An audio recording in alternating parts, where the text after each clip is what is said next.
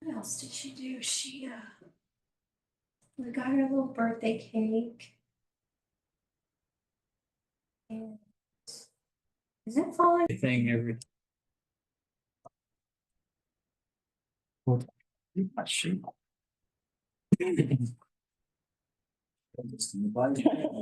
He's here? Yep, yes, walking in. All right. You? Highway patrolman didn't find it. Goodness. Oh, here.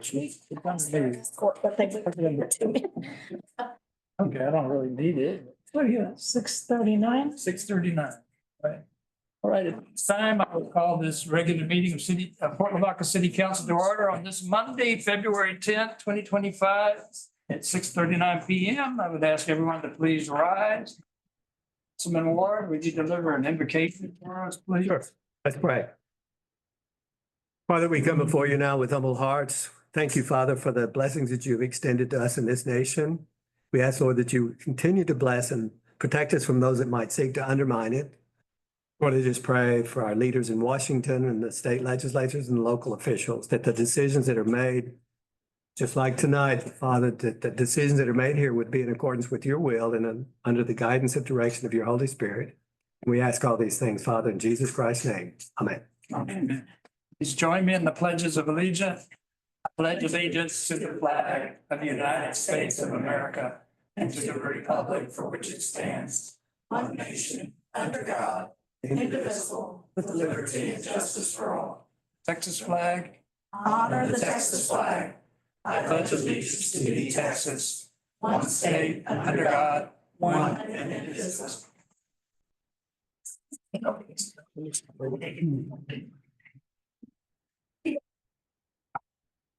We don't have any presentations tonight. And we have one person that wants to comment in the public. I think she wants to wait till agenda item number 11 to speak to us. Independence Drive. Oh, wow.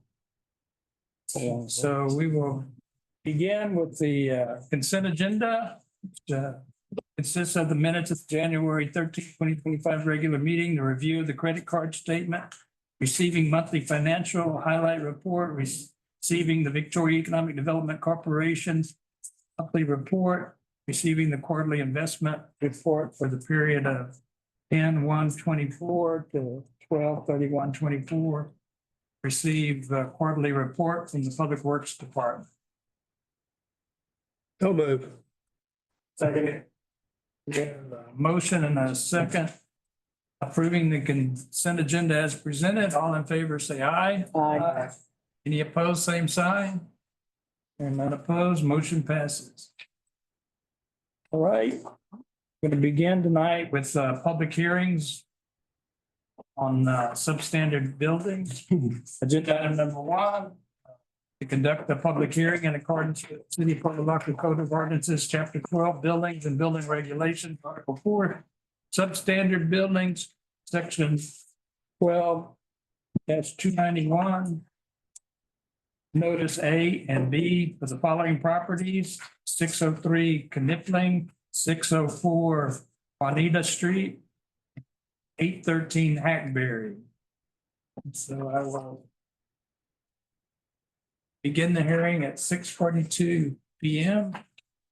And if there's anyone that wishes to speak on any of these properties, now is the time to step forward. What about the one on George Street? I don't remember the address. There's 603 Knipling, 604 Juanita Street, and 813 Hackberry. No, there's another one on George Street too. It's on corner of George and Philippi. It's not on the agenda for tonight. Yeah.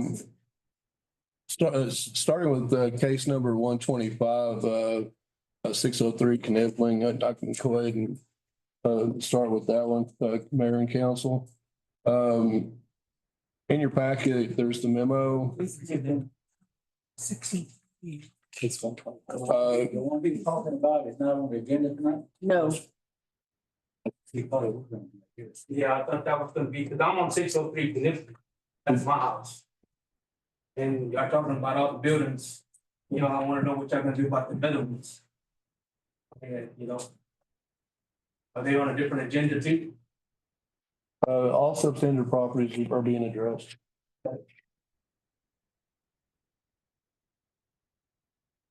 What, you know, what, Put a window on the side right now. do I need to just cover up them, the boards on it and the holes that are in it, or? Well, kind of going over the inspection checklist. Let's see, you have, wall covering missing in several areas.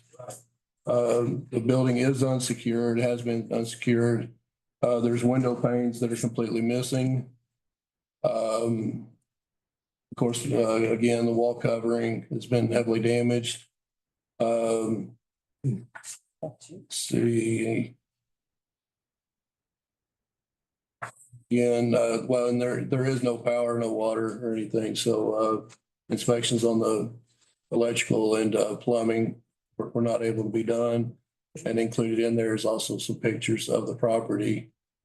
And you can see how the exterior wall covering, all the clad, there's a lot of the cladding that's in poor condition. And you can see on the top left picture where there was a cover over the front porch, and I guess it had fallen at one time, and that portion it's opened up and hadn't been repaired. In the memo, I did put, or staff is recommending that to declare the property substandard and allow the property owner 10 days to provide a detailed plan for repair or demolish to the Development Services Department. If substantial improvements are not made within 90 days, the council authorized staff to proceed with demolition. Staff would also like to revise the recommendation to council to include not only the detailed plan, but also make sure that the property is secured within 10 days. And the property owner, of course, as you heard, is here. If you want to address the council on the property, you can come up here and, I mean, no, I could probably hear me from back here, but okay. I mean, if I do something about that house, like tear it down like y'all want, I But mean, am I gonna see other results in the neighborhood for the other houses that are abandoned and in worse condition than mine? So what are your plans for this building? Well, I wanted to fix it up, but like my son said, money's a little tight right now. I can't get to it. I mean, he's talking about if I don't do something within 10 days, I'm gonna. No, you need to have a written plan, Yeah, a written plan within 10 days. okay, That's what you need to do. That's your first step. okay. That's what he says. Yeah, okay, so I got 10 days to And then you, get something together and bring it up. right, and then, secure the property. thank you, your name, Derek. There. Oh, Can help you with. Mr. Derek can help you with the rest of that. If you have any questions or concerns, Okay, please address them to me. I am your council person for your district. yes, ma'am. So please, but he will help you. And if you need to, please. And I live right around the corner. Yes, I know, yes. I know you do. yeah, That's fine with me. and when we bring properties to the council, it's not the intent to just go ahead and demolish the property. Right. Yeah, I don't want to see all the houses get torn down. It's just trying to get something done with them because it's been sitting for a substantial amount of time with nothing being done. Yeah. And we sent letters and we haven't really, there hasn't been any kind of improvements made or any kind of plan of what you're gonna do. So our only recourse is to bring it to council, to get some kind of action done, because like I said, it has been sitting for years with nothing being done with it. Yes. And that's why it's come to council. And that's the same thing with every property in town. We're dealing, like you're bringing up another property. Yeah. We're going through the same process with other properties, including that one may be included with it. So what is your name? My name is Steve. Steve Padron. Steve. So Um, when you say secure the property, what are you suggesting? The windows, make sure the doors are secure, make sure that there's no, vagrants can't come in, break in And that there's not like something that could fall on somebody if they walked up to the front door. It also has to be secured where nobody can get in and no dangerous features. You might also put, do not enter. Yes, I have signs up now, yes, Yeah. and it's gated all the way around, the gates are locked. The only way to get in, if you have to go into my driveway and then walk around to the house, that'd be the only way to get in there. Yeah, and also climbing over the fence and, kiddos aren't scared to do that, but. All the neighbors have cameras, so if I have a problem, I just ask them and they'll show me the camera, but Right. and I got cameras at my house too. Have you received those notices in the mail? I've gotten, one notice was a couple of weeks ago. And then, this notice that I got for today, Do you receive that notice at what address? 604 Arthur, Where you actually live? where I live, and the house is right behind me. Okay. But sometimes they'll put a notice at the house. Yeah, that one don't have a mailbox. That was his recommendation. So we post a notice on the building itself. You put one on the building? They'll put a little stamp on there with I didn't see. Okay. Property. Like I said, there's no, like he says, there's no trespassing and a gated fence, I Okay. cannot access the building. Yeah. Okay. Well, we do just kind of trickle these houses in here. Is there, I mean, we just have like a certain amount that we look at every month and turn them into the meeting here? You got. Well, the thing is also, Just the- bring 'em. but also he tries to work, I mean, if Mr. Padron had come to him ahead of time, to talk to him ahead of time, it may never get to council. That's right. You know, I'd encourage people to get with development services and they'll work on a plan with you, so it never has to come to council. And that's what we try to do. We'll send notices to the property owners. And say, hey, it appears that your property may be substandard, basically, what are your plans? What are your intentions with the property? And we'll try to send out notices in advance, and if we don't get any kind of response, we'll send something a little bit more threatening. And then we come to council. Do you have a ballpark figure, what that might cost, not them? Oh, That's no, I 6,000. don't want to speculate. 6,000. Like I said, that's not, it would be nice if they'd be able to repair it. more or less. To repair Any house is salvageable. I hate to see every house torn down, you don't want to see a bunch of vacant lots everywhere. Did it get torn out? No, we salvaged it. Been in years. Something, yeah, we tore all the siding off of it. We don't take the property. We don't We put take it a, that way, so we put a lien on the property, That's what I mean. but we have to foreclose, we have never, in the time that I've done it, foreclosed on that lien. That's whenever. We don't own it. Whenever they sell. What we do is we have a lien on the property. We don't own it. It's up to them to pay the lien off, It's like the bank, and they own it Pay to who? to the city. That's what I'm talking about right Yeah, there. but we don't ever own it. Right. Just, I was just saying, what's cheaper to do? Get his own? well, that's up to the property owner. It doesn't, We don't. it might have sentimental value. I hate to speculate on something like that, but, if the property owner is willing to make improvements to the property as far as repairing it and get after it, it'd be nice to see that done.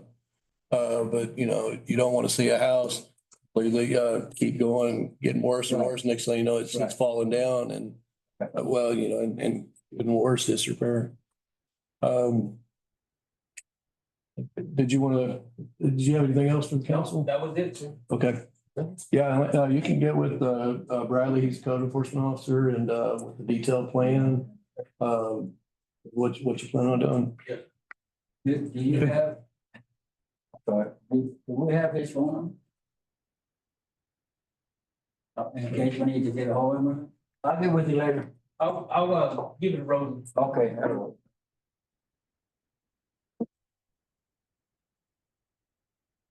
So which one I want to know? so, and Okay. Want to do on that is, Clear it substandard. Public. We're still in a public hearing right now. yeah, well, you got to recommend. Let me move on to case number 124. Yes. Okay. Case number 124 is 604 South Juanita. Same thing in your memo. Let's see, like, pretty much, we can go straight to the pictures and look at that. The house is completely came off the foundation, so it's sitting on the ground. It's kind of hard, the top right picture is showing the back of the house and the add-on, all of that you can tell is in poor condition. There's no exterior protection from weather or anything. Studs have completely rotted. The one with the trees, I wasn't trying to show the trees. There's actually the roof had collapsed through a pretty good area of the house. Has the owner responded? Let's see, on this one, That house is right behind me. they have, let's see, I'm sorry, Bradley's here he's been talking to the property owner. So the property owner did contact me after she received our original notice, which is requesting what they intend to do with the home. In substandard. She called me back and said she wanted to do something with FEMA. It was damaged in a hurricane. I recommended she contact Derek, because Derek has more information on FEMA than I do. He requested that I refer those people to him before discussing what I don't know about. And she never did reach out to Derek nor back out to me. She never responded. I never received a phone call from her and never did talk. She wanted to get government assistance on repairing the house. And we haven't heard from her since. Yeah. I need to interject now. The property is designated homestead. Okay, because it is designated homestead, we can ask the tax office, because it's not livable, to remove the homestead exemption. We've done that before. Because obviously it's not livable as a homestead. So I would recommend that we do that, because recall, if it's a homestead, we cannot put a lien on the property. Okay, so if we do demolish or spend any funds on this house while it's got a homestead exemption, we cannot recover those costs. In the other case that we did that with, the person was in the nursing home, and really her hands were tied because she really couldn't do anything because she was on Medicaid. She couldn't do anything one way or the other. And it really was not a problem for the city to step in and demolish it. It really wasn't anything to her. It just was a Medicaid issue. But since this lady has reached out, I still think that at the tax office, we could ask them to remove the homestead exemption so that we could recover our fees. So in granting the demolish or granting the substandard billing and authorizing demolishing, I would want to do that as well. I was going to contact, once the council declared it substandard, I reach out to the tax office. So, And it was the homestead. are you gonna get with the owner and tell them about what we're talking about here, about the homestead, We're going to post a notice on the property of the action that was taken tonight. Okay. And we'll also mail You have to mail that to her. We have mail it. And we'll put it in the paper as well. And so if she wants to reach out to us, we can explain more of it, but it is my intent to contact, like she was talking about with the appraisal district, to get the homestead exemption if the council decides to go ahead and proceed with the demolition of it. And I will explain all that to her as well. How long are you gonna wait for her to respond? You gonna give her 2 days or 10 days? I mean, we can't demolish for 30. Right, it's minimum of 30. That's why I was recommending a minimum of 90. In 10 days to secure. And I'm not for sure how long it'll take, as far as getting the exemption off. It shouldn't take long, from my past experience with that, but hopefully it doesn't. But, the house is, like I said, it is in, very poor condition. It is sitting on the ground. It's probably not. it's gonna take quite a bit to get that one back in, habitable condition. So Riley, how long when you put out the notice, did she take a long time to get back to you? Do you remember? About 2 weeks? How much time do you give them? So I try to send out our intent letters anywhere between 2 months, give them 2 months to do something and respond to us. If they respond, then, you know, I communicate with them. If they have a plan that they bring to us, then we allow for time for them to execute said plan. If they don't bring a plan to us, then we end up at the stage where it also does depend on the severity of the house, as to whether or not it's 2 months. Most of the time, if it's not a severe case, like this one is a more severe case, this one a little bit less time, but if it's a less severe case, it's a more time. Or we taking action on this or? After the. Not yet. Our next agenda. We're looking.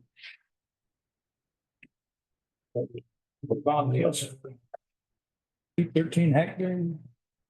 Okay, it'd be case number 123. Same thing. Got the wall coverings in poor condition in several areas, and it's caused substantial damage to the wall studs. The building is unsecured. Let's see, the plumbing, it's in poor condition. Pipes are busted everywhere. The water and electricity is off to the property. The property owner has not maintained the property. We did mow it, I know, earlier last year, and they actually paid the invoice for the cleaning. But as far as reaching out to us, they failed to do so. There is vermin living in the house. There's evidence of that. That picture on the left, what is that, like the backside of the tree? Let's see, Bottom left? that is inside. That's just looking at some of the wall stud, exterior wall, and a portion of the inside, the flooring, how much it's gone. So is the roof caved in? I can't tell. No, the roof's not caved in. This is just showing the wall studs. There's a picture from the street is the top left, of course. And that was actually a Google picture. We didn't have a current one at the front, but next one's showing the door unsecured, and not in very good condition. And the next one after that showing wall covering missing.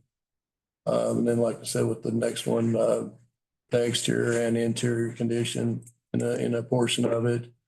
And then on the bottom right is in the back, part of the wall covering is missing, and showing the damage to the structure itself from that. Is that a home fence? No, sir. So what I can tell you about is why I inform everyone is the title research. So this property has 2 different titles. One's to the land, one's to the mobile home. Okay, so the Atlanta Park, you know, is one of those. It's in the olden days you could buy a mobile home lot.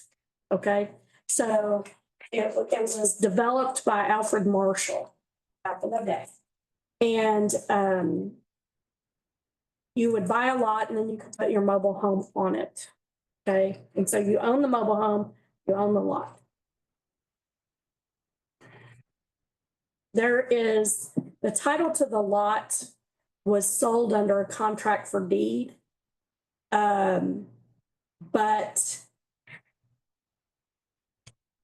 a deed was never conveyed. You know how a contract for deed works, Jack. So what a contract for deed is a promise to, well, it's kind of a rent to own because you don't get a deed to the end. It's a contract that you buy it, but I'm not giving you a deed to it to the end. It was never ultimately deeded, and this is back in the 80s. So that title, so the title goes back to a person named Steve B. Burke. I don't think that's your dad. It's your dad? Do what? So the land is his? I didn't think it was your dad. Yeah. It's a difference. Wow. You know, on phone? Yeah. He sold it a I really. just saw a picture of this, like, yeah, I tear this thing down. The title's messed up. It's not like your dad hasn't gotten any notices or anything like that, okay? He sold it by contract for deed to a guy, and the tax office shows that guy in ownership, but there was never ultimately a deed done conveying to that guy. The mobile home is shown in a different person's name, Gilbert T. Rivas, at both the, where you go look for titles to mobile homes and by the CAD. He bought it from Mr. Marshall in 1982. So notice, but both tax bills are going to Mr. Marshall. So once, I mean, so that mobile home park, to protect the park, they're just paying those taxes every year. So neither one of these properties, neither one of these owners are involved in the ownership of the property because the tax bills are going to Mr. Marshall. And so, and Mr. Rivas doesn't own any other property in Calhoun County. Mr. Marshall is choosing to pay all of these taxes, but not cleaning it up. But he's also not, he's got title issues on all of them. I think Mr. Burke could probably clear up the land part. Yeah. But this is happening on several lots in Atlanta Park. If you go look at the Atlanta Park, in order to maintain the integrity of the park, I guess, title to the park, they get sent up there and it's out of town. It's like in Sugar Land or Ulster or somewhere north of us. So I think neither one of the properties is being even legitimately held by anybody. If anything, people have been probably squatting on it for years. So my recommendation would be to move forward with the required notices and take care of it. No homestead, no, the title issues are Have they responded to you about it? tricky. I told him to call you. No, it's not a, We've had no response for this property, other than the fact that we did have a mowing clean invoice paid for. And if council does decide to go with the minimum required by state law, then we can do the 10-day, detailed plan, secure the property, and then 30 days for substantial improvement, which would be either repair or demolition, or recommend staff to go ahead and proceed with it. That's minimum is 30 days. then we could get your dad to own it and sell it and pay the lien. I got a plan. Saving that one. I really did not know that was your dad. I thought it was, I know another Steve Berg, so I was like, I think it's him. Because I could not find that initial anywhere. Hotel's like 12. Used to be pink back then. Oh. Yeah. They didn't recognize it. It took me a second to, 813, oh yeah, that sounds familiar. Really did not mean to embarrass you. I did not mean to embarrass you at all. No, it's fine. Take care of his business. It wasn't, he has received no notice because the CAD put that in the name way back. It was the way the law was back in the day, so. Atlanta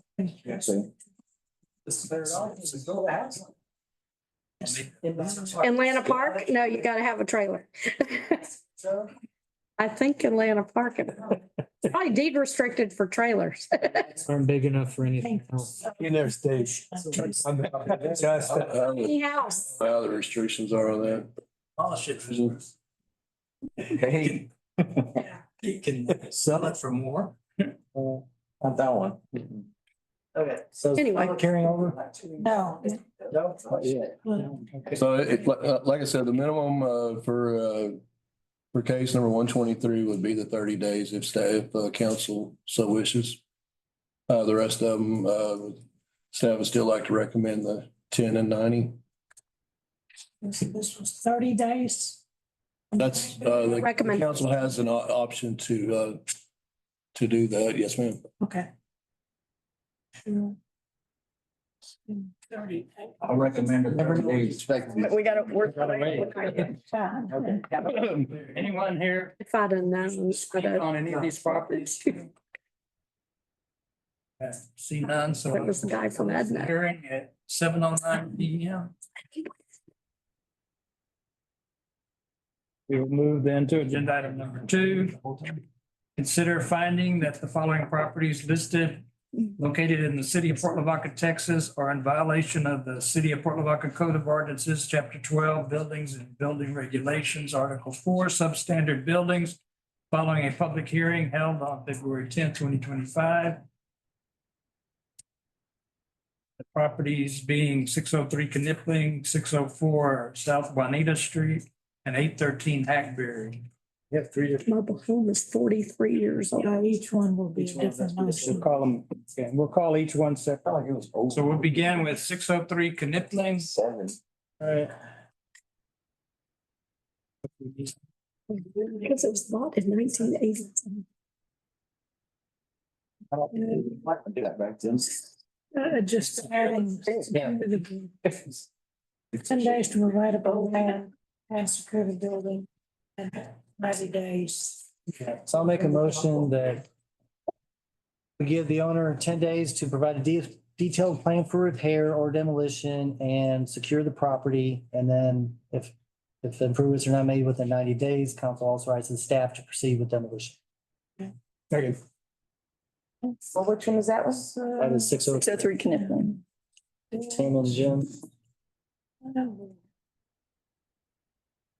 So we have a motion and a second to declare 603 Knipling Street substandard and that the property owners will be allowed 10 days to provide a detailed plan for repair or demolition to our developmental services office and also secure the building. If the substantial improvements are not made within 90 days, then the council authorizes staff to proceed with demolition and place a lien on the property. So all the repairs have to be made? No, just, I mean, I was not, I didn't listen to, I was. Just a plan. Okay. Substantial improvements. substantial improvement. Show. Show effort. Split it. Okay. So all in favor, say aye. Say aye. Aye. Any opposed, same sign? None opposed, motion passes. Okay, then we move to 604 South Juanita Street. And so we make the same motion, but include the removal, the request of the tax office to remove it, the homestead exemption. Second.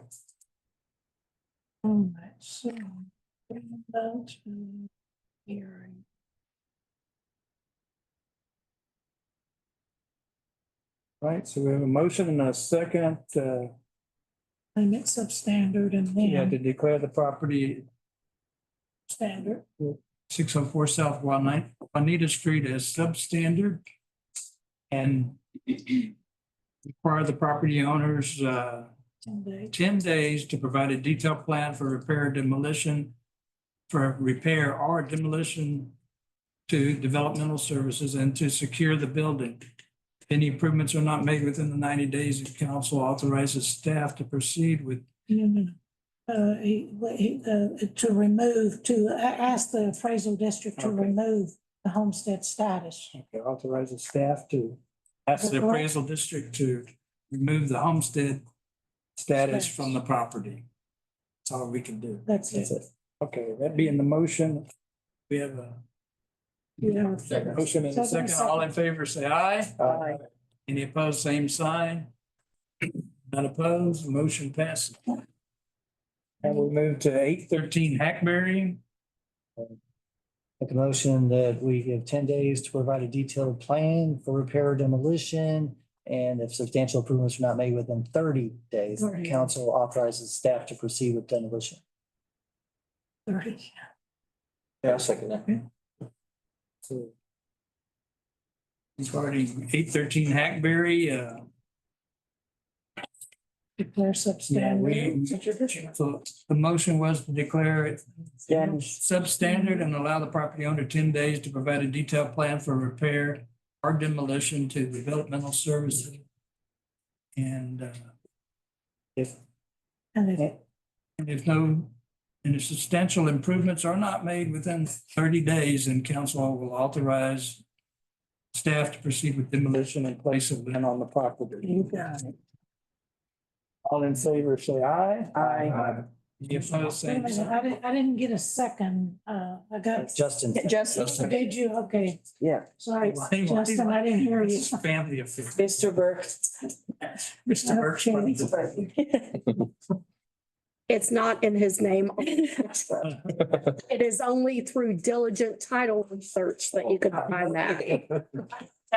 May not know he still has He does not know he still owns it. And he Second, so didn't really know. Most people would not understand that. all in favor, say aye. Any opposed, same sign. Mr. Burke? Texas blowing up. None opposed, motion passes. All right. Right, thank you all very much. We can move on. Agenda item number 4 is it 3? Yes. It's on the bottom of the page. Consider request, agenda item number 3, consider the request of the American Legion Post 167 to reinstitute the Memorial Day flag retirement ceremony at Bayfront Peninsula Park, including the use of the Veterans Memorial at the large pavilion on Monday, May 26, 2025, and waiver of all fees. So moved. Second. Daniel, good job. Motion and a second to approve the request of the American Legion Post 167 Senate, their Memorial Day ceremony. Here. All in favor, say aye. Aye. Opposed, same sign. And opposed, motion passes. Now we get to agenda item number 4, consider recommendation of the Recreation and Parks Board to amend the maximum stay limit for the hillside RV spaces at Lighthouse Beach Campground. Jody?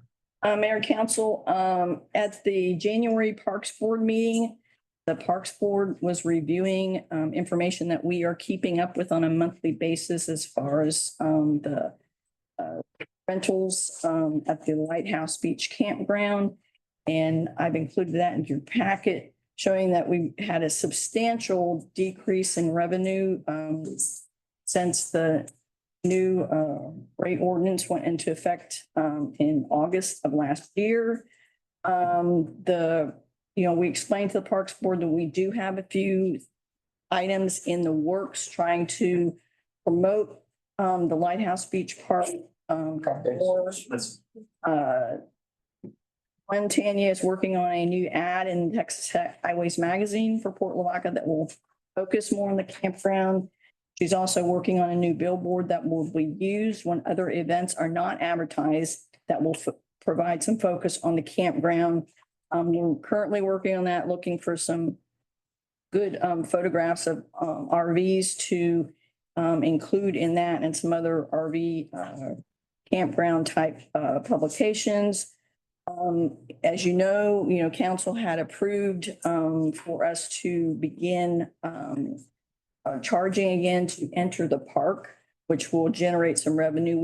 We've struggled to get that project going, and we had one vendor that we've got it all worked out, but we were struggling finding other vendors to get similar bids from on that project.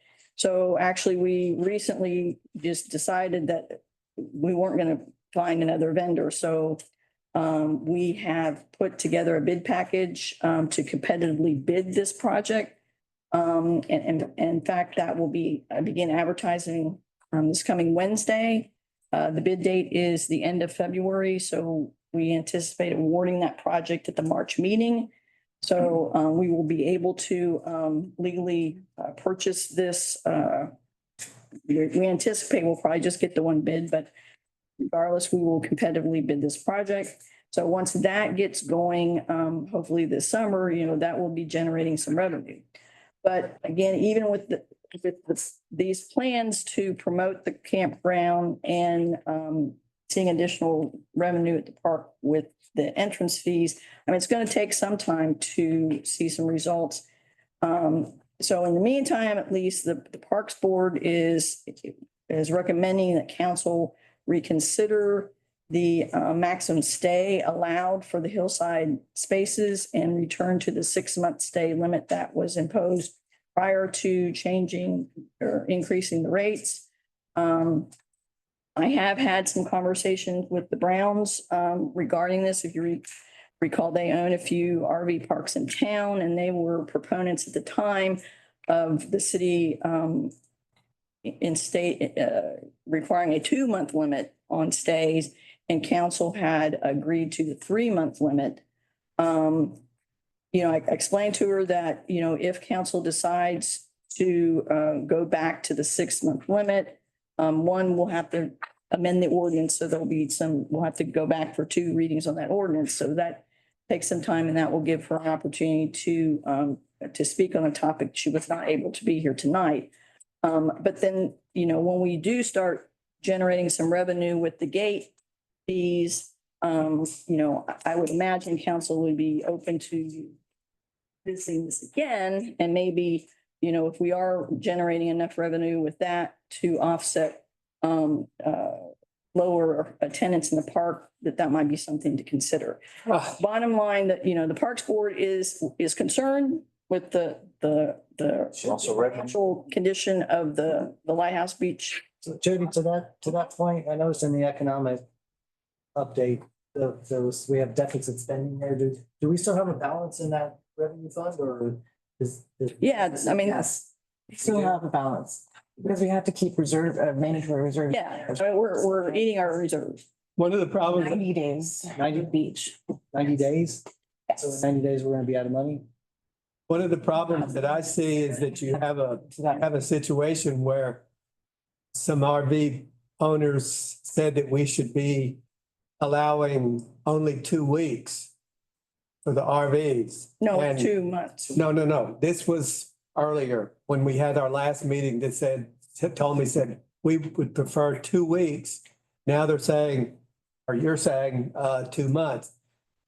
Although there's then concern that we shouldn't charge anybody coming in to the park because they're all taxpayers. And so it's almost as if you just want us to set it up for free. And just anybody can come whenever, and there's, maintenance will be on the city.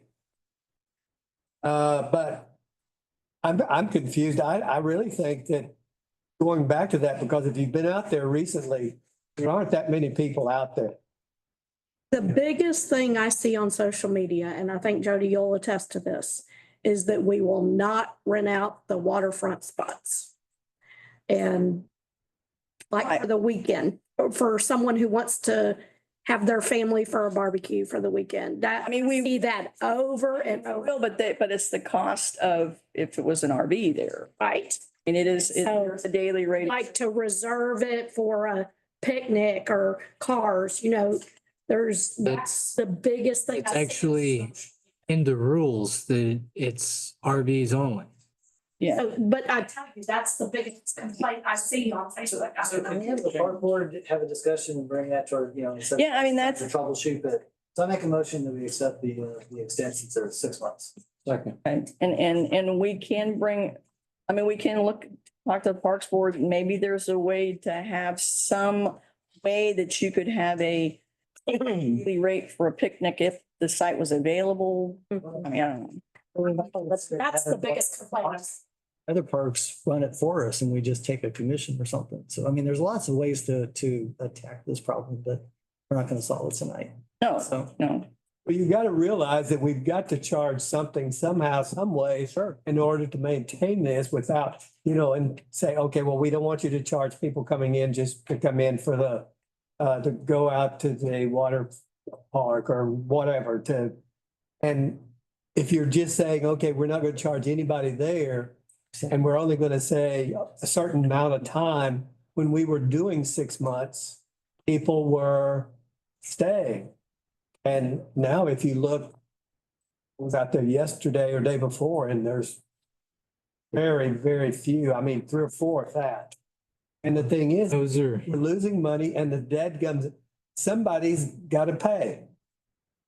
And if we're going to provide this, then We used to charge for them to come in and just play on the playscapes, and we've put more stuff out there for it to be worth paying. Well, we have a project to put the gate in. so Yes, it's up. That's in motion. That's in motion. It's just been delayed. So I think we're all moving in that direction. yeah, and I think biggest thing that we got from past residents at the park was when we went to the 3 months instead of 6, it's too much of a hassle for them to have to come home from work, pack up and move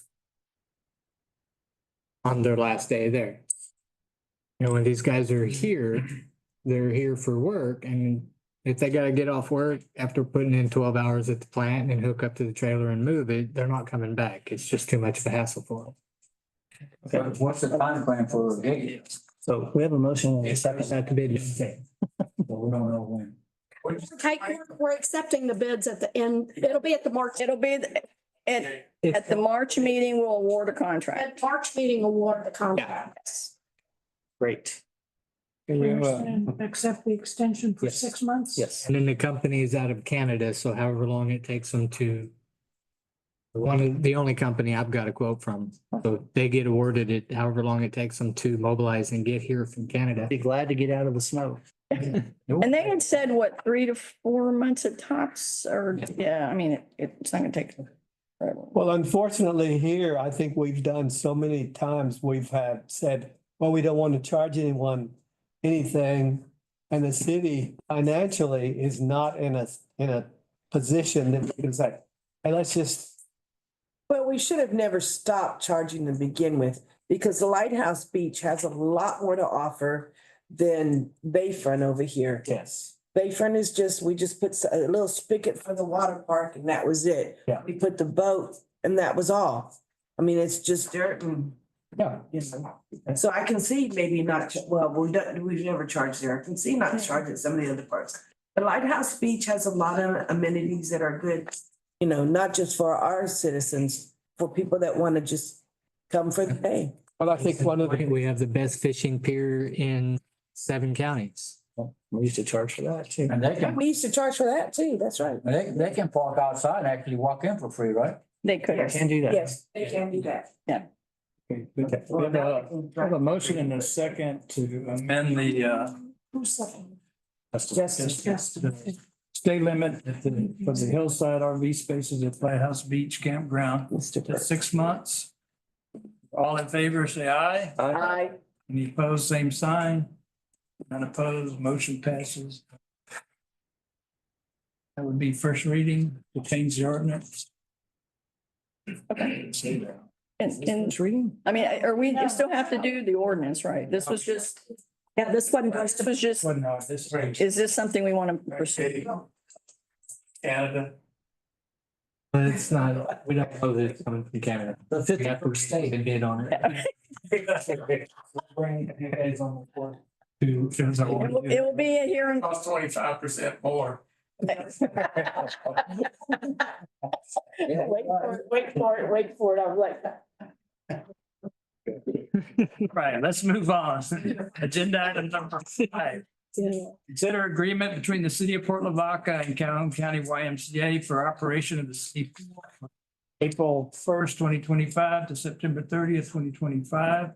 Michelle has so enjoyed our meeting so far. I know, it's been well. You've enjoyed the meeting so far, yes.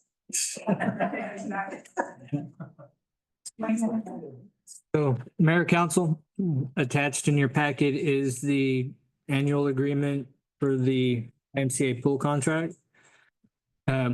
Michelle's here to speak, so I'll let her, after I touch on something, the budget amount for the pool. I'm hoping that this year we have another good year where we don't have any major mechanical failures, so I can get a baseline of what our budget should be. But since we switched to tablet chlorine, I anticipate our budget to go, our expenditures to drop significantly. Because the liquid chlorine was eating us up. Anyhow, Michelle is here to speak, so I will. Go on a little bit about what Wayne just discussed. So we buy, the city's buying chlorine pallet at a time.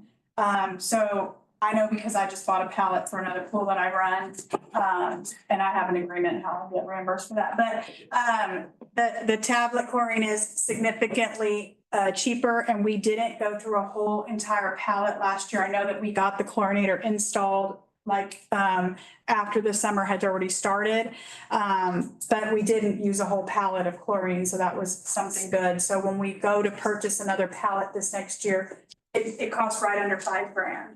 And I know that the liquid chlorine, which we were using 6 55-gallon drums a week, of those were over $200. I don't know if that was the exact quote, but that's what it was.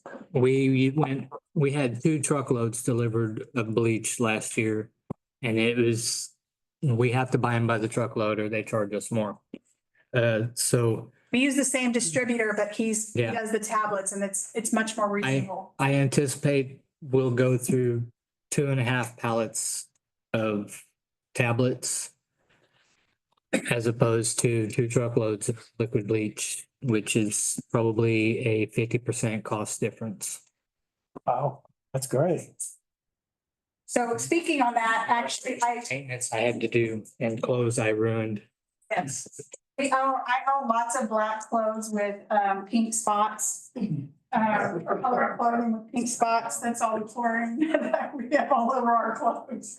But Mayor and Council, just to give you, there's no changes to the contract. I know that Jody and I did talk about what was the use for the slide. So I tried to do an apples to apples. It was really difficult. So we had 22 days less functioning on 2023 than we did in 2024. So it was a little hard to come up with exactly the discrepancy difference. But I believe that if I took those numbers out and took the days that we were closed, we were only closed, I think, 4 days this total in 2024, versus we had a significant difference because we had some mechanical failures from the previous summer and some other stuff. But our usage was up about 1,200 people. So that is a significant amount of people coming up. We saw that influx of people in the weekends in May and June. So we were open every single weekend in May, which we hadn't been for a couple of years. And then June, we saw a significant increase right at the beginning. Obviously, once the first rain hits, the numbers start to drop. So it is about 1,200 people. It's 1,189 is what I came up with today.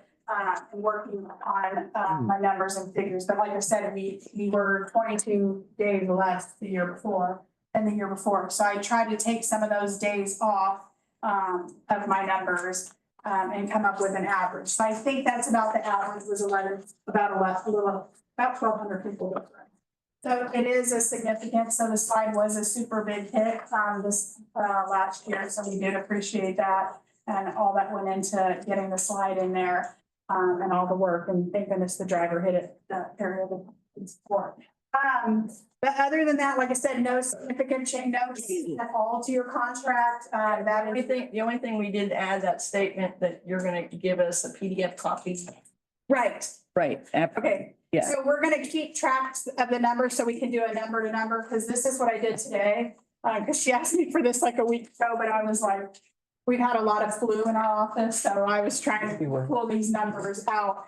But then, no, I haven't, I'm not, I've been staying away from everybody. And then we had this that we gave for 2024. So we are gonna be turning in a monthly report to you guys, so then you can see your usage. To be able to track the numbers a little bit better.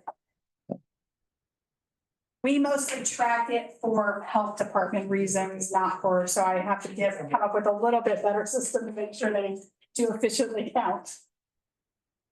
I make a motion, we accept the contract as written here. Second.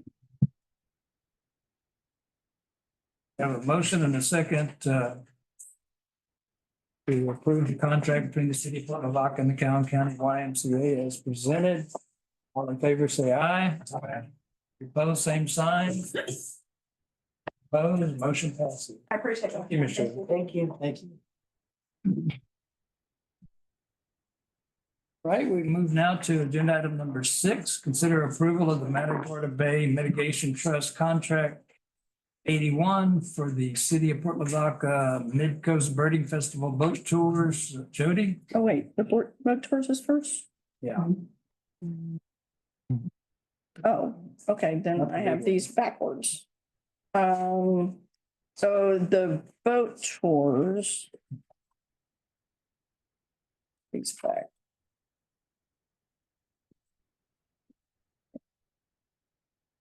January 8th, I received notice from the Matagorda Bay Mitigation Trust that our submitted proposal entitled the RV Archimedes Research Vessel Floating Classroom Tours of Chester Island and our Education Outreach Boat Tours as part of the first annual City of Port Lavaca Mid-Coast Birding Festival.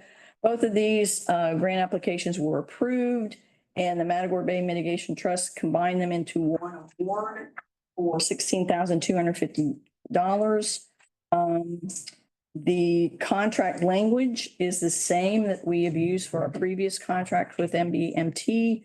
The ending date is contractually set at July 31st of 2025. By that time, the birding fest will be over and that gives us time to get all the paperwork in and submit it to the trust for reimbursement.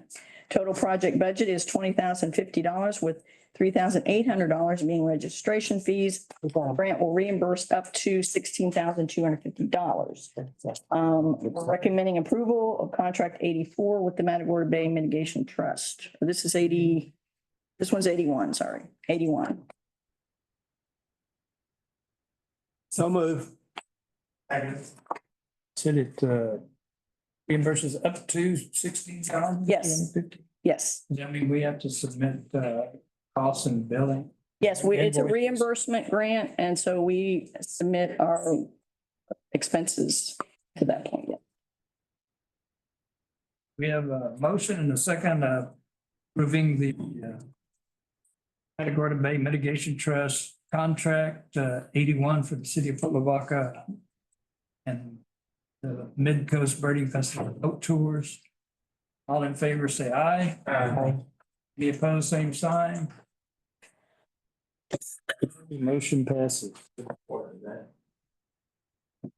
right, we move to agenda item number 7, consider approval of the Matagorda Bay Mitigation Trust Contract 84 for the purchase of the kitchen track.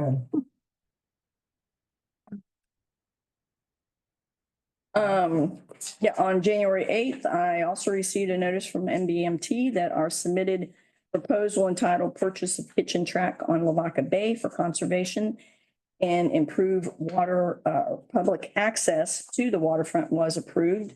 The contract provides for $479,500 in grant funds. It again is the same language that we've used our previous contracts. The ending date is contractually set at July 31st of 2026. It should provide adequate time to acquire the Corps of Engineers permit. And if it doesn't, then we would apply for an extension, but this time we think that's adequate time. The total project budget is $529,500. That includes purchasing of the property, preliminary engineering and for permitting, and $50,000 of city funds, which can be contract or in kind to provide minimal site clearing for a parking area and some trails and signage. The grant will reimburse up to $479,500. We are recommending approval of this contract with Matagorda Bay Mitigation Trust Fund. This is the property that Guadalupe dead end too. Yes, Otherwise known as Black Rock. yes. How many acres is that? It's on paper, it's 2.5 something. It's not quite that much anymore because it's eroded away. Just a parking lot and a pier or something, or what? No, I mean, what we had talked about was Yeah, there will be a small parking area in the, on land. And then we'll contract with the coastal engineer to prepare a preliminary design and a core permit to provide a shoreline protection for that area, so it will not continue to erode. And ideally, what we're looking at is to design that such that people would be able to get on top of this breakwater for fishing and that sort of thing. So that would be the So, fishing access. so there would be an additional expense to actually do the protection project. Yes, I mean, this grant, Okay. it purchases the property and does the engineering design. So then we will apply either with this funding source or KEPR or something to actually do the construction. Yes. So the seawall ends where before? The seawall actually ends on this property. Yeah, and that's part of the reason why it erodes away, because it's at the end of the seawall. So it is the beginning or the end of the seawall, depending on how you want to, on this property, yes. So we own both sides of the beginning and the end of the seawall now? Yes. What's the amount of the grant? It is 79. 500, yeah. There is a lot of title issues, so it won't close immediately. Right, and Amory's working on those, yeah. Not at the city's expense, at the Right. city's expense. Yeah. Motion that we consider the Matterhorn Bay Mitigation Trust Contract 084 for the purchase of kitchen track. Second.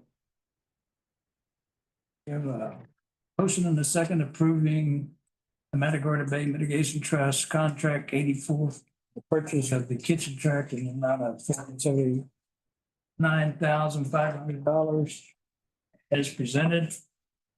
All in favor, say aye. Aye. Opposed, same sign. None opposed, motion passes. Right, thank you. We'll move to agenda item number 9. 8. 8, excuse me. Consider authorizing the mayor to sign closing documents for property being acquired by the city of Port Lavaca using grant funds known as 2.42 acres, more or less, in the kitchen subdivision. So moved. Second. We have motion and second approving the authorizing of the mayor to sign the closing documents for the previously mentioned kitchen properties as presented. All in favor, say aye. Aye. Be opposed, same sign. Opposed, motion passes. Now we move to agenda item number 9. Consider resolution number R-021025-1E of the city of Port Lavaca for a revision of the early voting schedule in accordance with the Secretary of State's revised election calendar for the city of Port Lavaca general officers election held on the uniform date of May 3rd, 2025, and authorizing the mayor's signature. They didn't account for San Jacinto Day. That is correct. So we have to follow the Secretary of State's calendar. So you will be cheated one day. But they didn't give us any more. It's Aggie Mustard Day. So instead of Monday for early voting, it'll start on Tuesday, April the 22nd, okay? And I've given you all some little calendars showing that. Does that save us any cost of the electronic machine? the voting She machine? will, yes, Mary will, the county will adjust that, for 8 days instead of 9 days. What's the start date now? It won't be. 22nd. 22nd. That's all it changes. That's the only thing that's changed is the first day of early voting. Yes. Motion approving the resolution. Second, He already made it and Alan seconded him. Mine already seconded. Getting too fast. All right. All right. All right, so we have a motion and a second approving resolution number R-021025-1E of the city of Port Lavaca, revising the voting schedule in accordance with the Secretary of State's revised election calendar for the city of Port Lavaca general officers elections held on the uniform date of May 3rd, authorizing the mayor's signature. Change being early voting has been revised to begin Tuesday, April 22nd. So all in favor, say aye. Aye. Any opposed, same sign. None opposed, motion. Thank you, council. Moving now to agenda item number 10, consider recommendation of the Port Commission to award a construction contract, Derrick Construction, in the amount of $445,162 for the Nautical Landings Boat Ramp Breakwater Repair. Jody? Mayor, council, this is a project I am particularly excited to do. This literally has been something we have been working on since 2017. In fact, the very first council meeting I attended after I came back to the city was to get Urban Engineering to make an application to Parks and Wildlife for this grant. So here we are in 2025, and we finally were given the approval to go out for bids. We did receive bids on January 15th. 3 bids were received. Attached is a bid tabulation. We did bring this before the Port Commission for their review.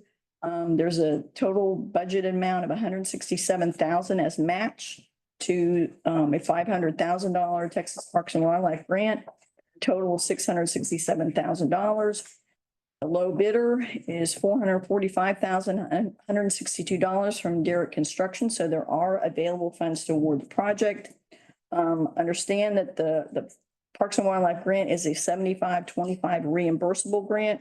So let's say the final contract amount is $445,162, then the grant dollars would be $333,871.50, and our match would be $111,290.5. Port Commission concurs with staff and Urban Engineering and recommends to council to award a construction contract to Derrick Construction in the amount of $445,162. So moved. Second. So we have a motion and a second approving the award of a construction contract to Derrick Construction in the amount of $445,162 for the Nautical Landing Boat Ramp Breakwater Repair as presented. All in favor, say aye. Aye. Any opposed, same sign. Opposed, motion passes. Move to agenda item number 11. Consider change order number 1 to the Independence Drive Reconstruction Project. Jody? This proposed change order to the Independence Drive Reconstruction Project is a net increase of $21,675. The change order includes the following. If you remember, we were unable to secure the additional 25-foot of drainage easement from Half League Road to Sand Crab.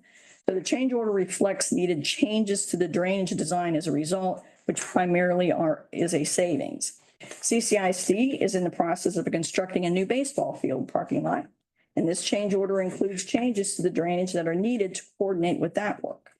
Lester Contracting encountered a conflict with the actual location of the 12-inch water line that runs along Independence and the head wall of the new drainage boxes under Independence, the ditch that drains next to Sonic. So an additional cost of $12,690 was needed to realign the 12-inch water line to avoid this conflict. And finally, a 6-foot sidewalk is being added or is included in this change order to be added behind the curb on the north side of Independence from Virginia Street to the entrance of Villa Apartments. This would provide a safe route for kids living in these apartments to walk to the high school by walking to Virginia Street, then crossing the street at the crosswalk, and then using the shared use path on the south side of Independence. This additional cost is $43,000. Now, for future reference, I wanted to mention that we did look and we're told that it would be about another $154,000 if we were to continue this 6-foot wide sidewalk all the way to Sand Crab Boulevard. This additional length of sidewalk was not something that was discussed when council did express interest in a sidewalk on the north side from the apartments to Virginia, but staff has been discussing it. Since it is likely that pedestrians from Villa Apartments may tend to jaywalk across Independence instead of going down to the crosswalk Virginia to walk to Calhoun High School. This is something we can add at a later, with a later change order for consideration if council would like. Again, the final financial implications are a net increase of $21,675.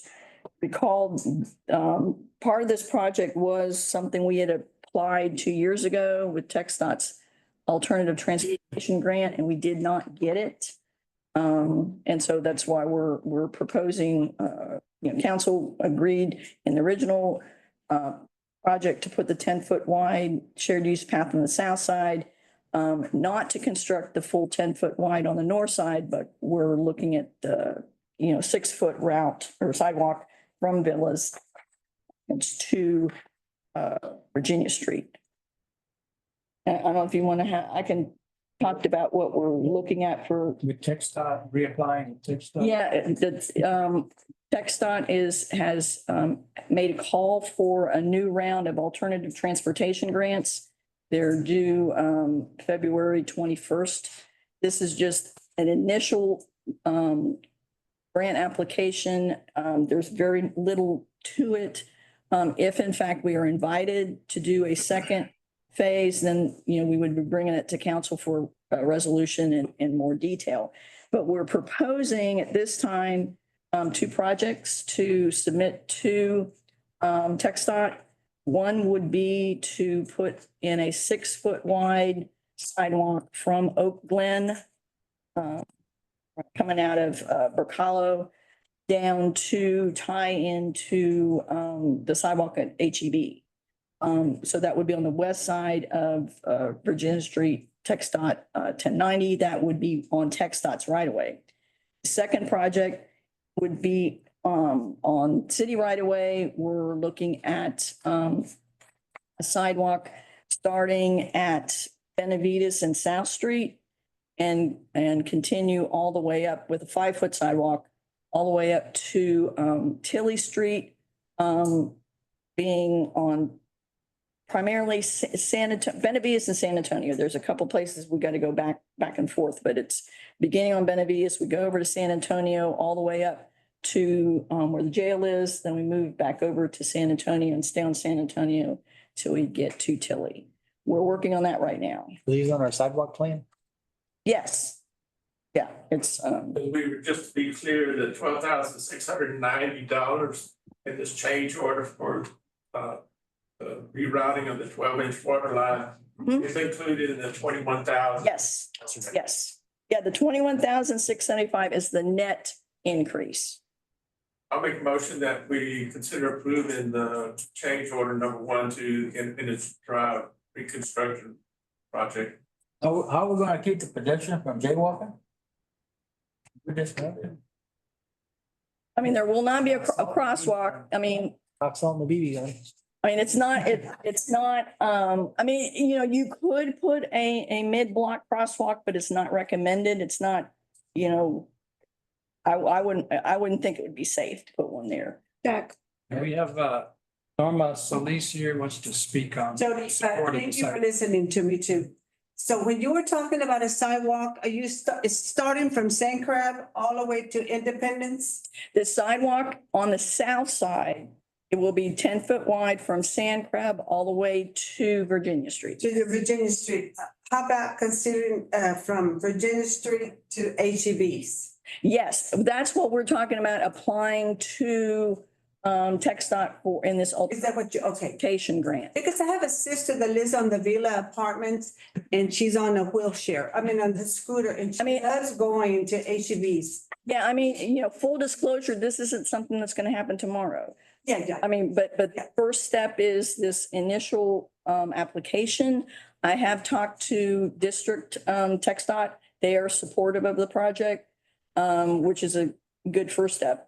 Then if we are invited, which will be April, we'll be invited to go ahead and apply. This is kind of what we're thinking, guys. Is this a good idea? Should we apply? If they come back and they say, yeah, that's a good project, go ahead and apply. I think it's due in June.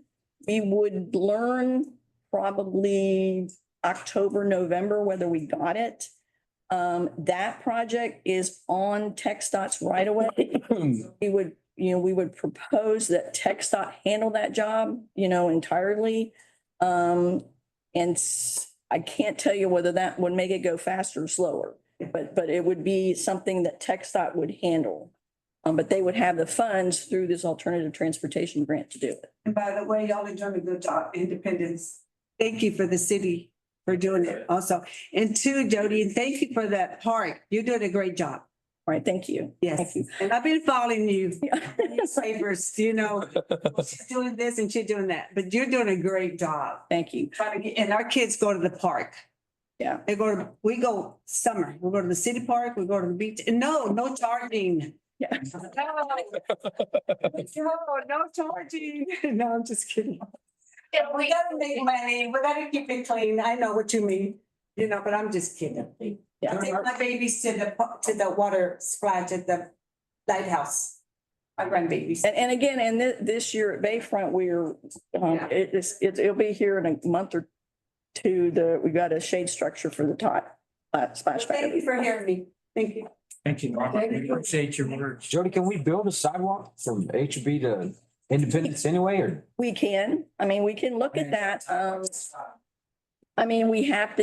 We still have to go through TxDOT because it's there right away. We have to, design by their standards and work with them. But,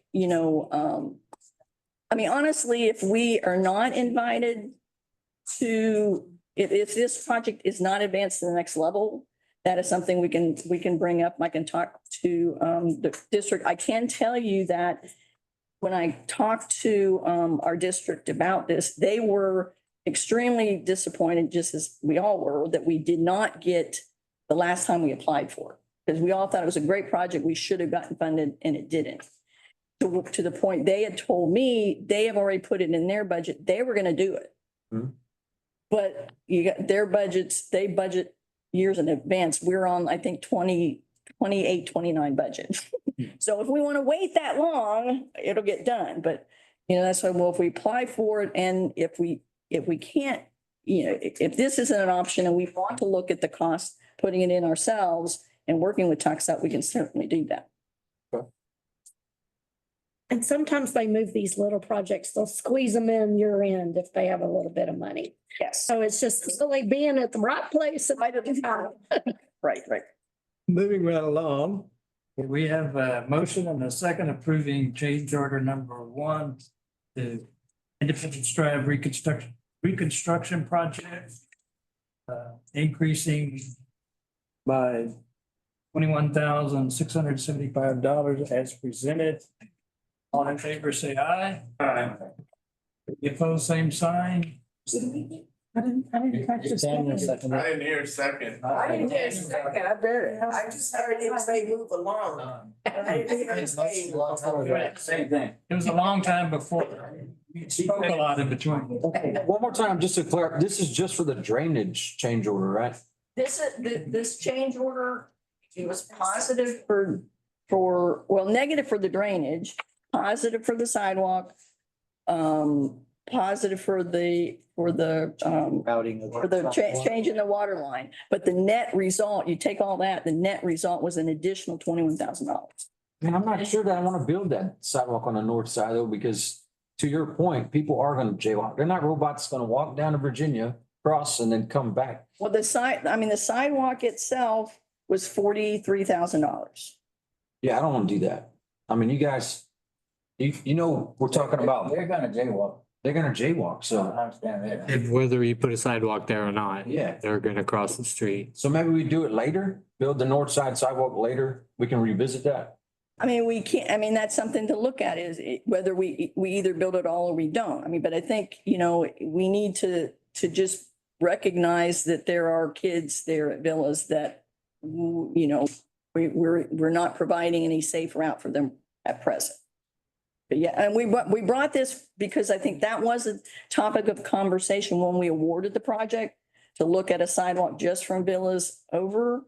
But, as we got into it, we realized yeah, if we needed, we really probably need to look at doing this all the way to Sandcraft. But it was an additional 154,000. Now recognize, I mean, we are still generating interest on these bond. Good interest. So good interest. So it's not like we're really strapped for cash. I mean, No, but if it don't make sense to spend it though, that's another thing. well, I mean, we have, we want to invest it in our community with improvements, yeah. Yes, how do we vote for that? I mean, this is whether if we, That's not in front of you today. right. We're either approving or not approving the change order as provided, or if you want to make edits to it, however, but clearly the work for the drainage is a savings. And the water line, we had to do. We have to do that water line any way you look at it. Yeah, so the only option or would be the 3,000 for the sidewalk. And that's, What are you saying? Don't even move it? I'm saying we'll worry about the sidewalk later. Because yeah, that's a long walk from the apartments to Virginia and then back down just to get on the right sidewalk. Kids are not gonna do that. There's no chance. Unless you want to take it off now and then reconsider and then all the way from Virginia to Sandcrab in one change.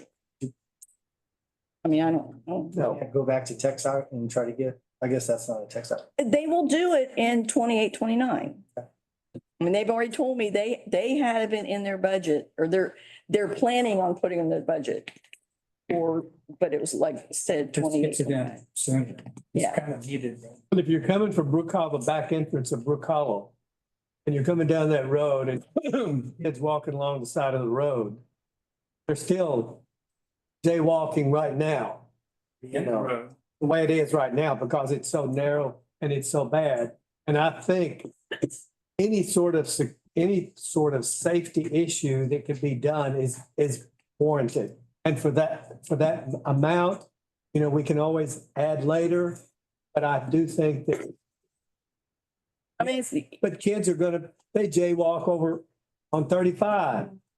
They jaywalk all over town.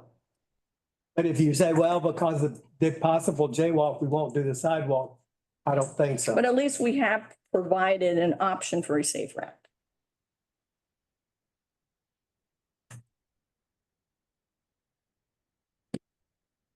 So we haven't voted yet, so I haven't voted yet. all in favor of approving change order number 1 to Independence Drive Reconstruction Project as presented, say aye. Aye. All opposed, nay. Nay. 2 nays. Take it. 4 ayes. So the ayes have it, change order is approved. And for clarification, Alan made the motion, seconded by Aguirre. Yes. Yes. Thank you. Early on. Okay, yeah, All right. okay. We'll move to agenda item number 12, consider change order number 4 to the Water Systems Improvement Project. Jody? Mayor Council, AECOM's project engineer, Vinoth, is online with us this evening and he'll be able to answer any questions. Let me go over this real quickly with you and there are very easy questions there. Just to recap where we are at with this project, this is the Water Systems Improvement Project, which is taking place over on George Street. The new high pressure service pump station and the rehabilitation of the ground storage tank. Now, change order number 1 was executed in 2023 and it was a savings of $126,510. It included various value engineering items, to save costs from the original award. Change order number 2 was an additional $13,320 and did include 21 additional days to remove and replace some sealed angle at the roof perimeter of the tank, which had not been included in the original contract.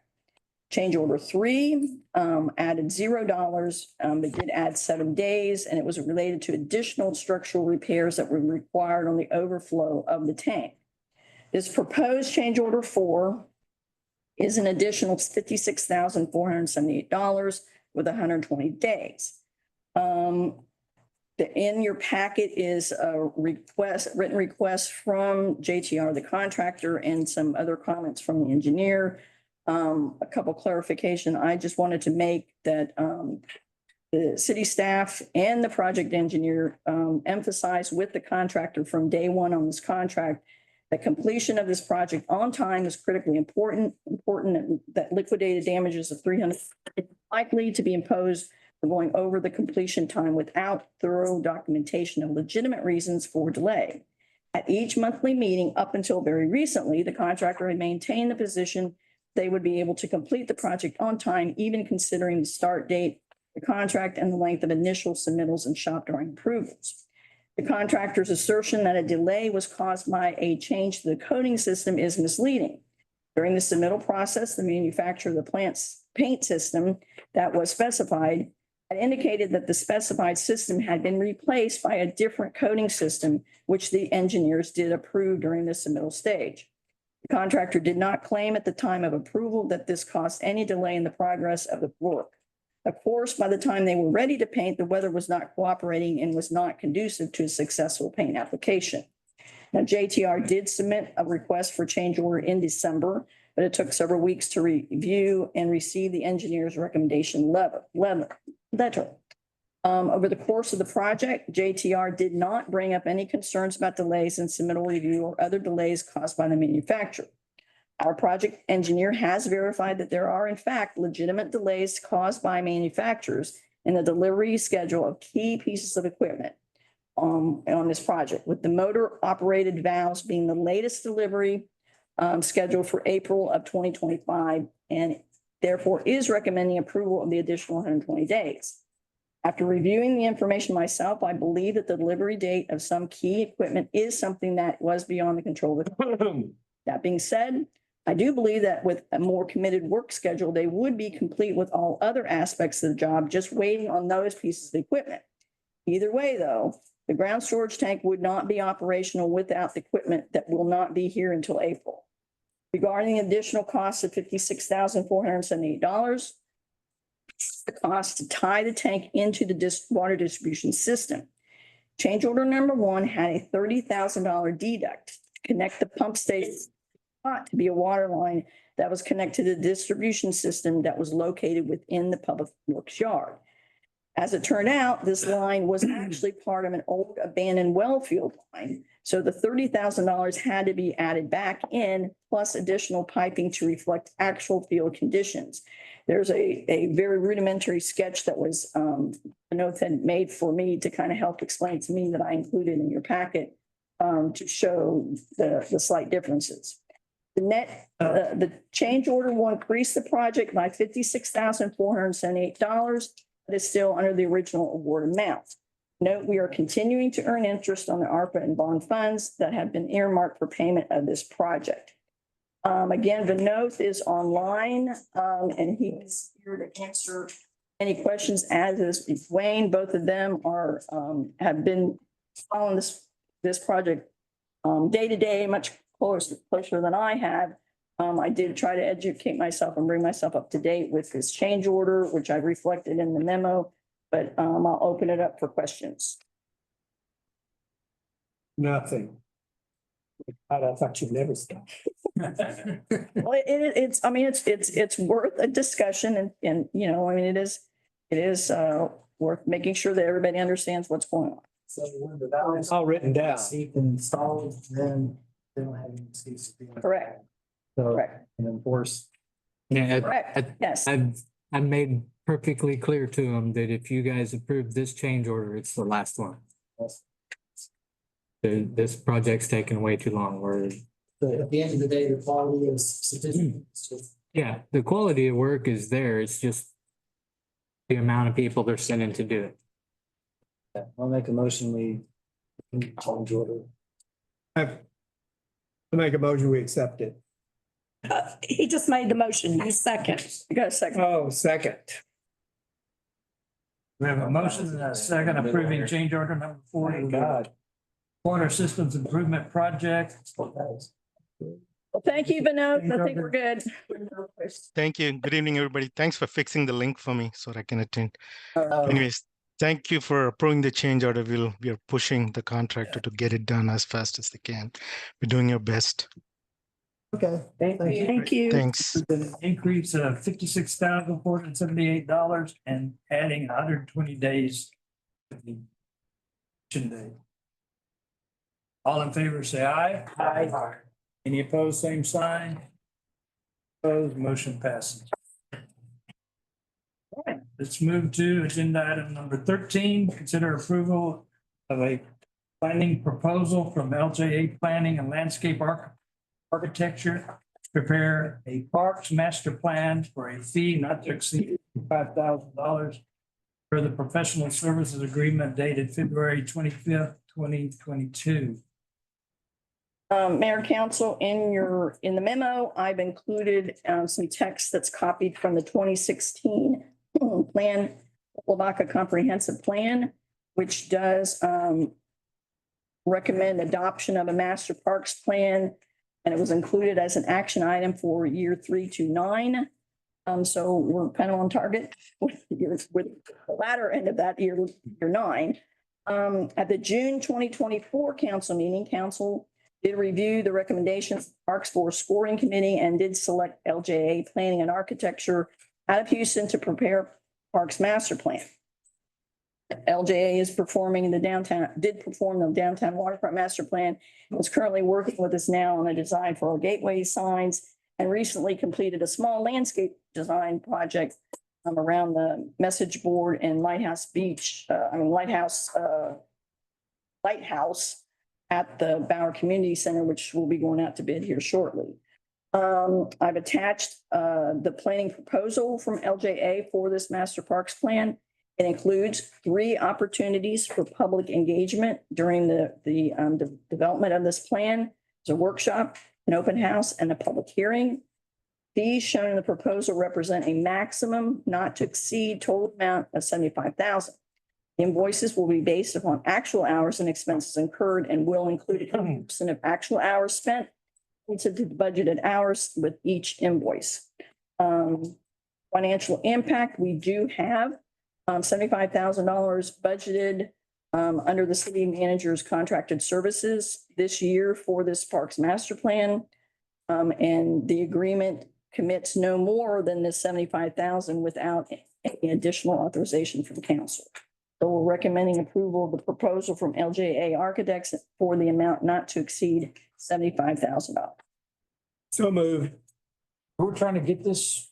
Because it'll help us with grants, right? Yes, part of it is to be eligible for the bigger grant opportunities for the Parks and Wildlife. You have to have a master parks plan that's no older than 5 years.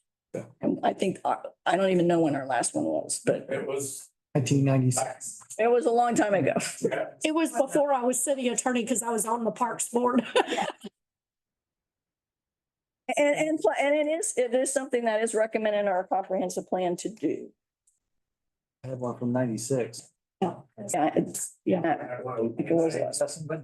I think there was one of those. I'll second. Yeah, it is the 96. All right, so we have a motion and a second approving the planning proposal from LJA Planning and Landscape Architecture to prepare the master parks plan at for a fee not to exceed $75,000 as presented. All in favor, say aye. Aye. Opposed, same sign. Hearing none opposed, motion passes. Great, we move to the agenda item number 14, consider declaring miscellaneous items located on property acquired by the city of Port Lavaca at 304 Randall Street and authorizing the city manager to dispose of the items in a commercially reasonable manner. Jody? This is for, we recently purchased the Lester property on Randall, which comes with variety. Picture trove. And so I had talked to Emery, I said, how do we do this? She said just declare everything on that as surplus. And then we will start, we've got some avenues we can use to start disposing of things that have any value to try to sell. Or one of the first, once we, again, we're trying to purchase the property next door. Once that happens, then we'll be looking at demolishing the apartments. And then later down the road, once we have a chance to really look closely at whatever is inside the house, there may be some furnishings and things salvageable in there that we can either sell or save for ourselves for, say, the depot or the lighthouse. So we can legally dispose of all this stuff and get that property cleaned up. Paying for a remediation though inside that building, like all the animal PCs and everything inside there? I mean. We're not, I mean, We're not. if we're gonna plan on demolishing it, Right. right. But so all the stuff in there that's contaminated though, it's as is, they just take it if they want it? That's kind of what I'm thinking, yeah. Yeah, and again, if nobody wants it, we'll just, That's why I said commercially reasonable. There's no state statute as to how you dispose of properties for cities, but just that it's commercially reasonable. So if it's trash, it's trash. If it's something that you can put on a bid site, put it on a bid site. If it's something you throw in the chamber auction.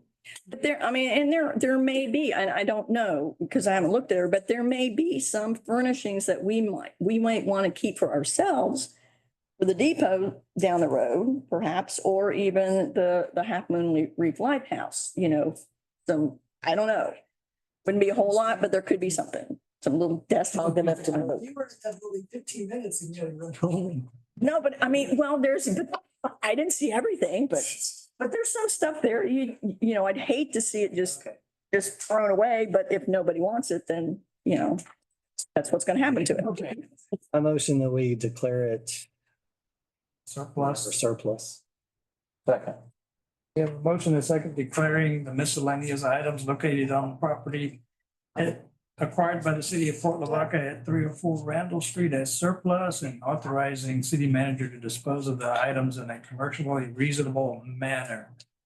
All in favor as presented. All in favor, say aye. Aye. Any opposed, same sign. None opposed, motion passes. It didn't sound like it. We move to agenda item number 15, receive annual report from the police department for racial profiling. I'll take your in favor. Mayor Council, it's just that time of year, every year, the police department has to present our annual racial profiling report to council and also to the state. That's required by statute that we do that. Upon review of the report, I don't see anything that's as far as significant issues as far as that goes. I am quite pleased as far as the increase of traffic stops we have from last year to this year. When I say that, we doubled our contacts. But like I said, it looks pretty run the mill.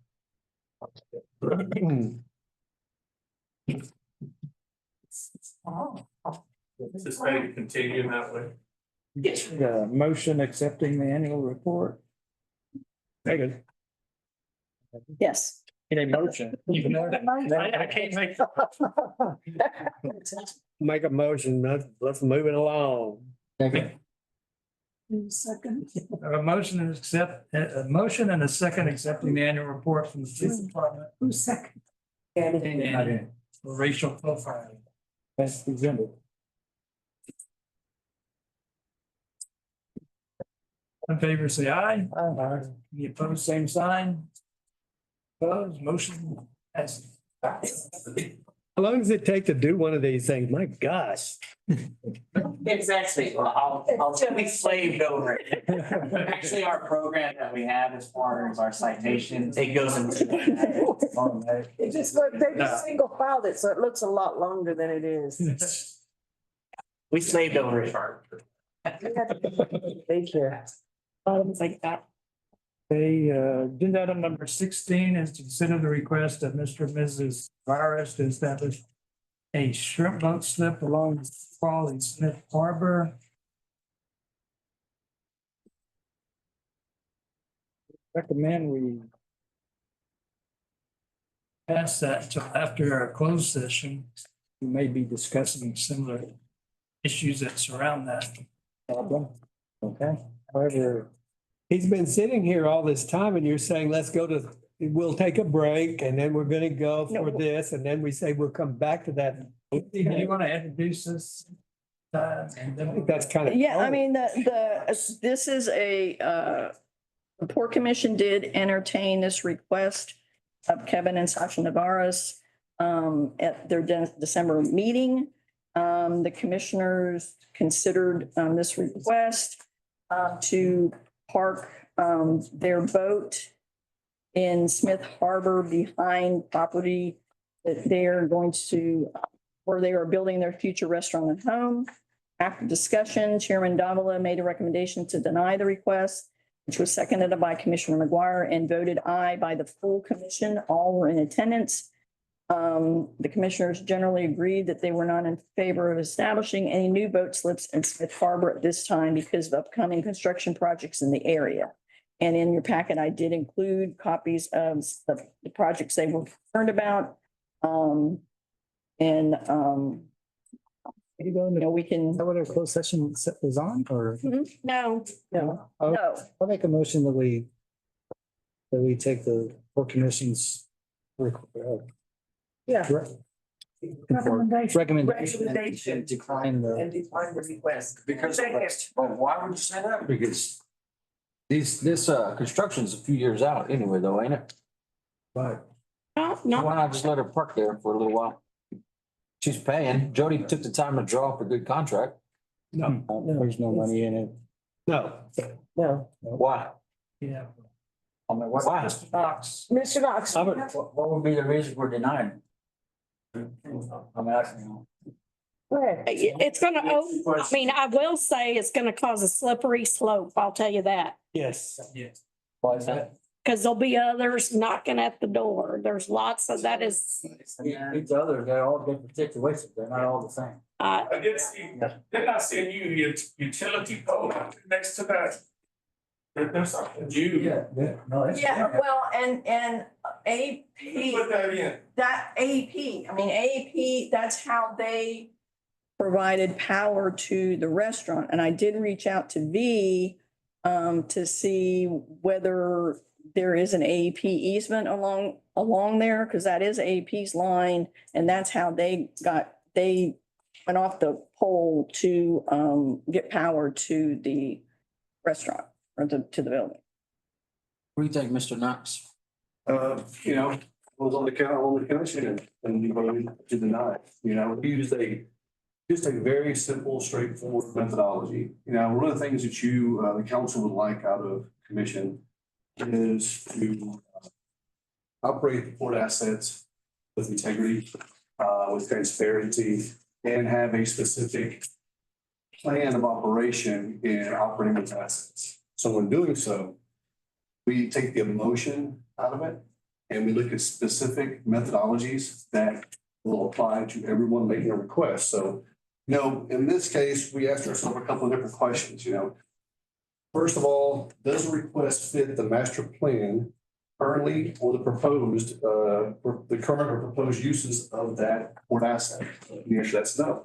The master plan just doesn't accommodate for that. Second question we ask ourselves is, will this accommodation provide substantial economic benefit or social benefit to the community? Again, the answer was no. Third was, would this request prohibit anybody else from making the same request? And would these requests lessen the burden placed on port resources? Again, the answer was no. So following that specific methodology, the answer continued to be no. Because on the slippery slope that Emery was talking about is that if it's granted, then nothing prohibits the owner of the former Tipsy Bean property for making the same request and wanting their boat down there. So now we've got not one, we've got two boats.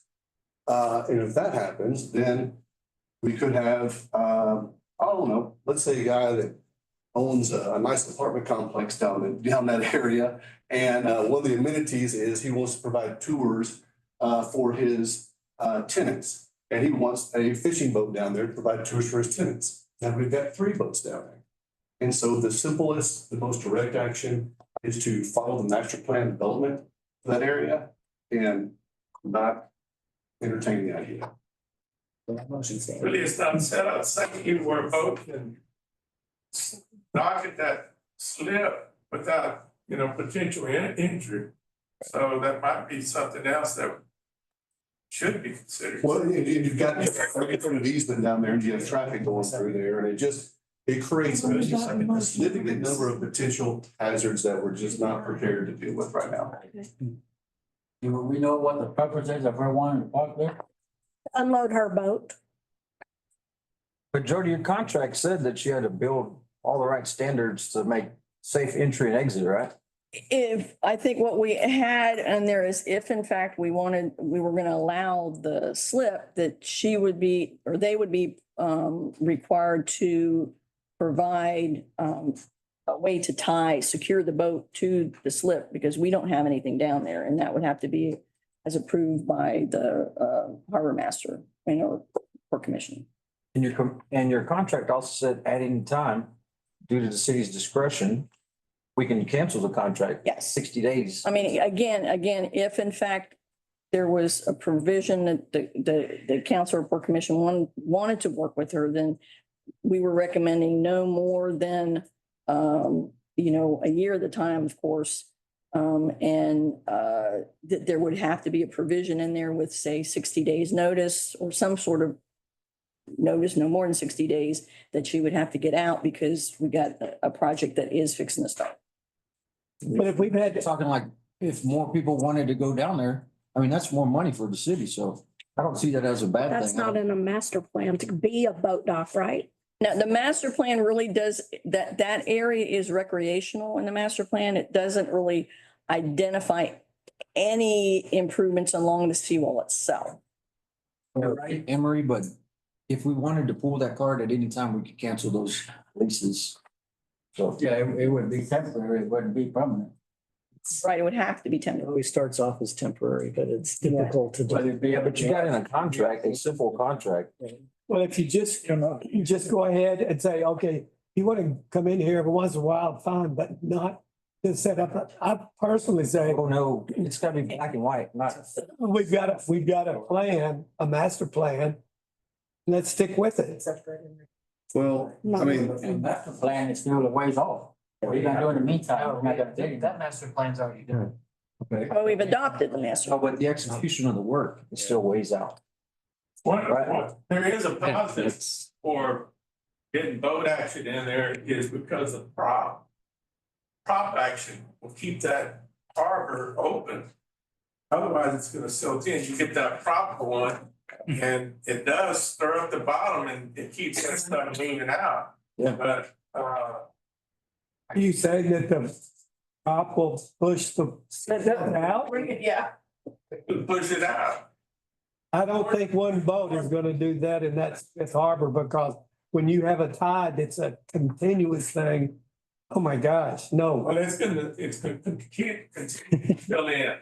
We're gonna be dredging that thing out again before we get, it won't be long. Well, it got to the point that we waited so long and we finally dredged it. Let's wait. Yeah, it's not. Can I add one fact? I'm not gonna go into detail because I'm not gonna allow it, but we have been in prior litigation with the Navarreses. That was settled. Take the emotion out of this though. We did settle it, but we do have a prior history with them. Those are. That's not emotion, that is money. It's not emotion, that's. That's experience. Situations have been settled, they're past. But it gives you a history that we've had. Well, we don't really know what we're going to do with Smith Harbor, and to start something like this, I think, You're talking about a slip. If you want to come in here and then leave, you know, you want to unload your fish or whatever, but to just keep it there, there's slips down at the bayfront, down at the, they can go there. That's right. But if we lease it or do a short-term lease on it for a slip, you know, we'd have to make it safe. And if we're leasing something out, we're gonna have to make it safe for them to be able to tie up. Yeah, it had to be safe. And that would be on the city, that would be, you can't just lease it out and say, okay, yeah, you can have that spot, but I'm sorry, there's no place to, you know.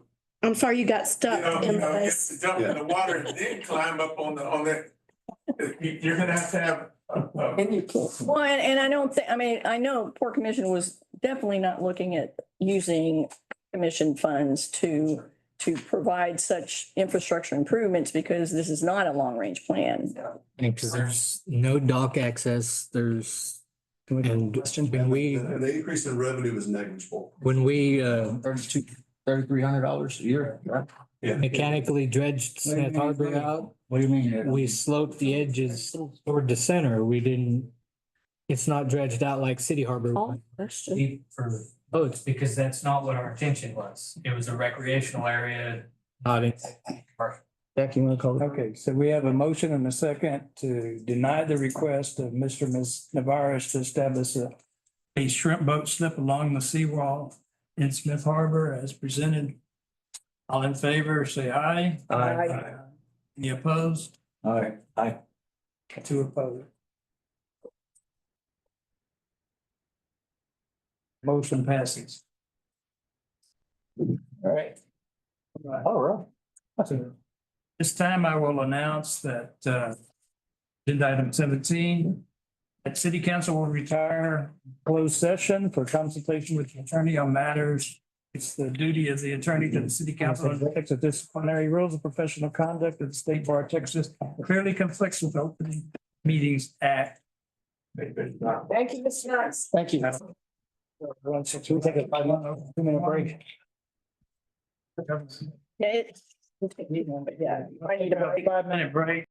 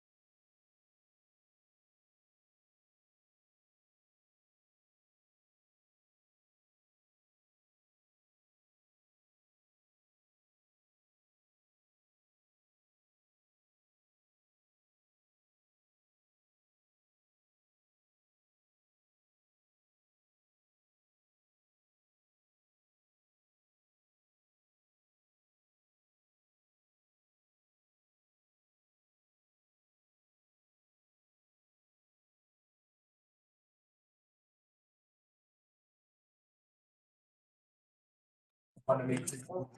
No, you didn't, yeah. Oh, yeah. Because he was management.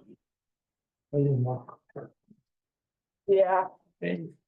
You're back in session, and I will announce at this time that the city council has completed its closed session on this, the tenth day of February 2025 at 9:05 PM. And with that, we move to agenda item number 18. To return to open session and take action on anything deemed necessary in regard to matters from the closed session, which there are none. So at this time, I would entertain a motion to adjourn. Motion and a second to adjourn. All in favor, say aye. Aye. Any opposed? Same sign. Thank y'all. What an interesting meeting today.